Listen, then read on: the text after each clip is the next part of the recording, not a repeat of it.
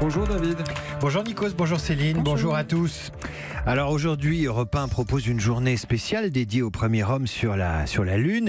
Eh bien, la presse nous projette dans un autre espace-temps, celui de la réforme des retraites. Réforme des retraites, les premières pistes, titre Ouest France. Vers une simplification radicale, annonce La Croix. Le gouvernement choisit la méthode douce, explique Le Figaro. La réforme des retraites, si on lit entre les lignes, c'est une énorme fusée, avec plusieurs étages de concertation. Et le lancement ne peut réussir qu'à la condition d'un décollage en douceur pour éviter l'explosion en vol. Mais le voyage sera long, écrit Jean Levallois dans la presse de la Manche, qui nous rappelle que la réforme ne sera définitivement en place qu'en 2040. À ce train-là, on a le temps d'aller sur Mars. Bref, la presse nous annonce ce matin que le compte à rebours a commencé. 4, 3, 2, all engines running.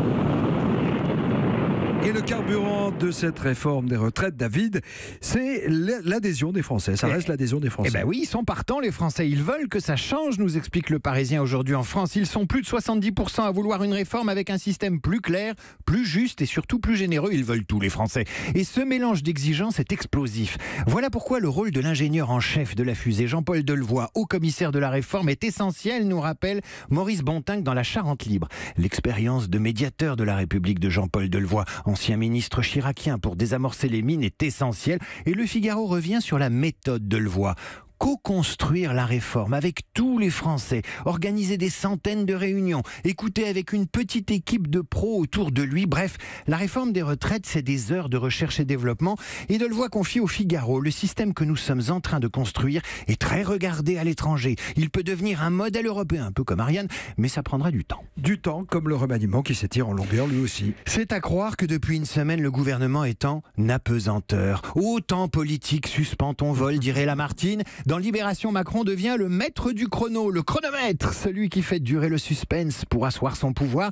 Mais pour Philippe Artière, directeur de recherche au CNRS, l'attente ne doit pas nous faire peur. C'est un instant clé du temps politique. Et les moments qui nous séparent des événements permettent de comprendre ce qui se passe en réalité.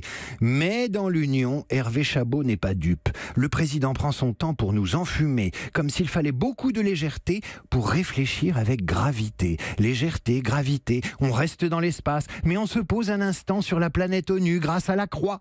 L'ONU, dont le Comité des droits de l'homme, va épingler la France sur l'interdiction de la burqa. Selon La Croix, qui a ses sources, les éminents juristes des Nations Unies ont dans le collimateur notre loi de 2010 qui pénalise la dissimulation du visage dans l'espace public, encore l'espace, et qui porte atteinte à la liberté religieuse et fabrique de la discrimination. Le Comité des droits de l'homme de l'ONU, avocat de l'obscurantisme religieux, selon le professeur Laurent Bouvet sur Twitter ce matin, l'ONU a des années-lumière de notre conception de la laïcité. Ils semblent vivre et manger sur une autre planète. Eux aussi, ce sont ces Français qui mangent liquide. Eh oui, l'Express consacre une enquête à la Very Fast Food, une poudre à diluer dans du lait ou de l'eau et qui s'avale au petit-déj ou à midi pour gagner du temps. Encore du temps. Non, ce n'est pas un produit pour spationautes, pas davantage un substitut de repas. C'est de la bouffe à boire venue de Californie pour les sceptiques. C'est plâtreux, parfumé, à ce qu'on veut, avec selon certains un arrière-goût de vomi, pardon.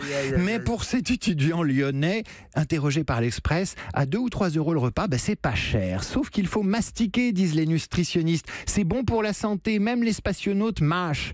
Et puisque ce matin sur Europe 1, on vous parle de voyage dans l'espace, je viens de tweeter les photos d'un hôtel ouvert à Vladivostok il y a 6 mois en Russie, qui propose des chambres éclairées, aménagées, décorées à la mode intergalactique, idéales pour une retraite vers 2040 donc, ou pour s'envoyer en l'air sur du Jean-Jacques Goldman.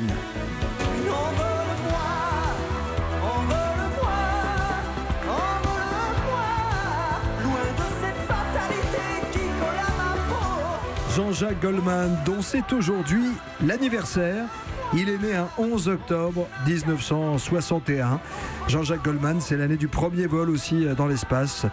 C'est Yuri Gagarin qui était aux commandes. Merci David Abiker pour la revue de presse.